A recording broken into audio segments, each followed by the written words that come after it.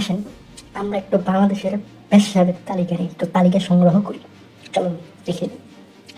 প্রথমে আসে MBBS doctor, আমাদের হৃদয়ের অঙ্গন, হৃদয়ের ভালোবাসা, এত সুন্দর মমতা মহব্বত দিয়া আহারি এমবিবিএস ডাক্তার।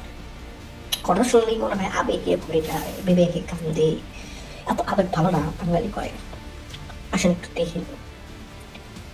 এমবিবিএস ডক্টরের মধ্যে, যে এটা আমাদের নিজের ব্যক্তিগত কথা না, একটা এমবিবিএস পাশ করার জন্য মেয়ের থেকে কথাগুলো নেয়া। এমবিবিএস ডক্টর প্রথমে আসে, সে এমবিবিএস ডক্টরের মধ্যে প্রায় অধিকাংশ মেয়েরাই নিজেদের চরিত্রকে হেফাজত করতে পারে না।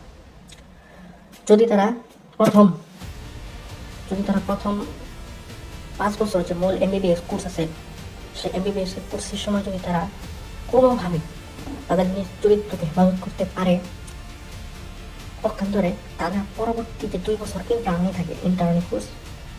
এই ইন্টার্নের সময় মেয়েরা তাদের নিজের চরিত্রকে হেফাজত করতে পারে না, কোনোভাবেই সম্ভব নয়। কারণ এই ইন্টার্নের 2 বছরে মেয়েদেরকে সহমত নিতে হয় অমন উচ্চপদস্থ পুরুষের কাছ থেকে যারা এলমওয়ালা, বুঝতে পারছেন? আমি একটু সহবত হিসাবে নাস্তিকদের শব্দটা ইউজ করলাম, কারণ নাস্তিকদের প্রসঙ্গে কথা বলতেছি তো, মাইন্ড করেন না। এই সহবত এর পরের শাখা, আমি মোট 3টা স্টারে কথা বলবো। সেটা হলো, এরপরটা হলো পুরুষ, এরপরটা হলো পুলিশ। এই পুলিশ বাহিনীর নারীরা সহবতে মাসউল থাকে। সহবত একজন পুলিশ বাহিনী কর্মকর্তা নারী বলছে এই কথা, যে তারা যদি কোনো পুরুষের কাছ থেকে সহবত না নেয়, তারা কখনোই কোনো ভালো কোনো প্রতিষ্ঠানে, কনস্টেবল এই ধরনের কোনো পদে, ভালো কোনো পদে যাইতে পারে না। তার মানে কারণ কি? পেশা বা প্রতিটার কথাই পড়ে। এরপর আসে সেনাবাহিনী ভাই কত যে সহবত নিয়েছে আল্লাহ, এটা হিসাবই নেই, এটা হিসাবে খাতার পাখিতে চলে গেছে। সেনাবাহিনীর সহবত নেয়, সেনাবাহিনীর মেয়েরা, নারীরা সেনাবাহিনীর পুরুষের কাছ থেকে সহবত গ্রহণ করে, কারণ তারা বড় সেনাবাহিনী হবে। ফিরহানিল্লাহ, তোমাদের জন্য দোয়া করি ইনশাআল্লাহ।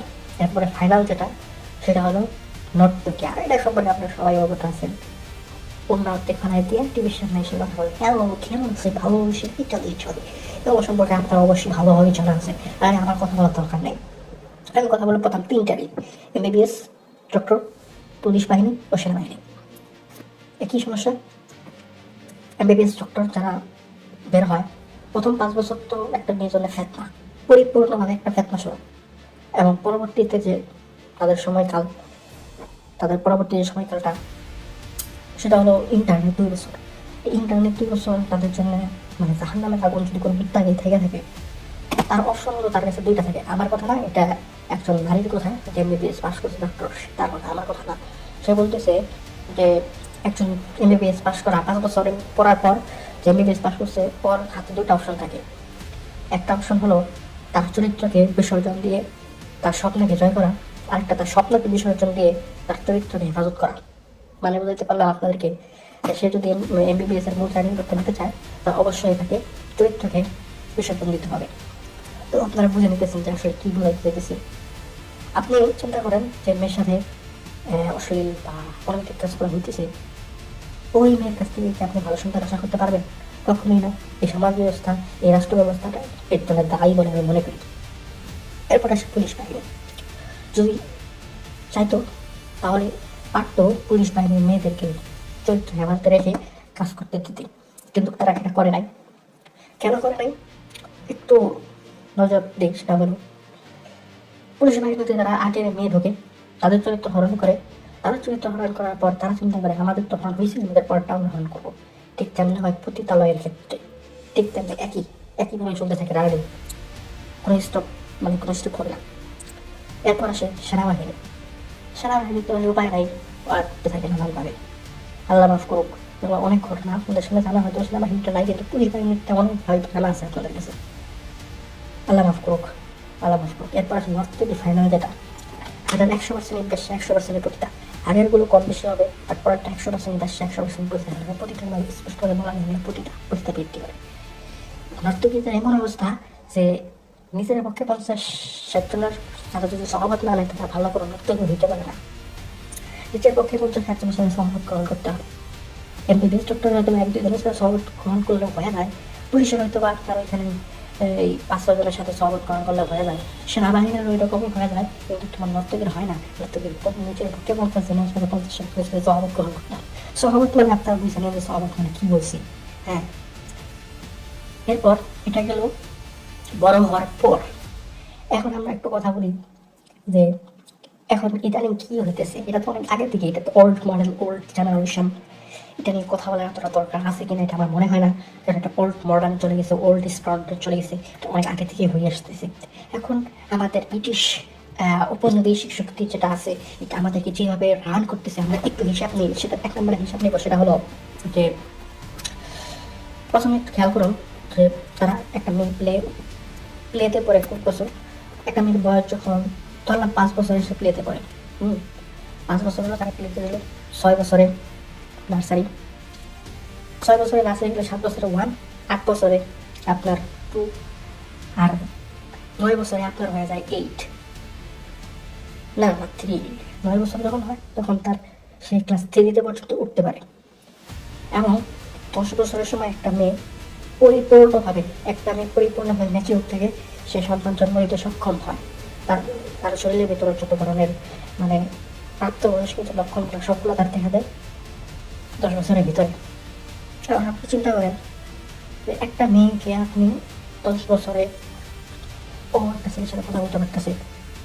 আপনি যেমন একটা ছেলের সাথে একটা মেয়েকে 10 বছরে একটা মেয়েকে একটা ছেলের সাথে কথা বলতে দেবেন, ওই ছেলেটা যদি 10 বছরে হয় তাহলে অবশ্যই ওই ছেলেটা ওই মেয়েটার প্রতি আকৃষ্ট হবে, কারণ ওই ছেলেটা আকৃষ্ট হওয়ার ক্ষমতাটুকু আছে ওই সময় থাকে।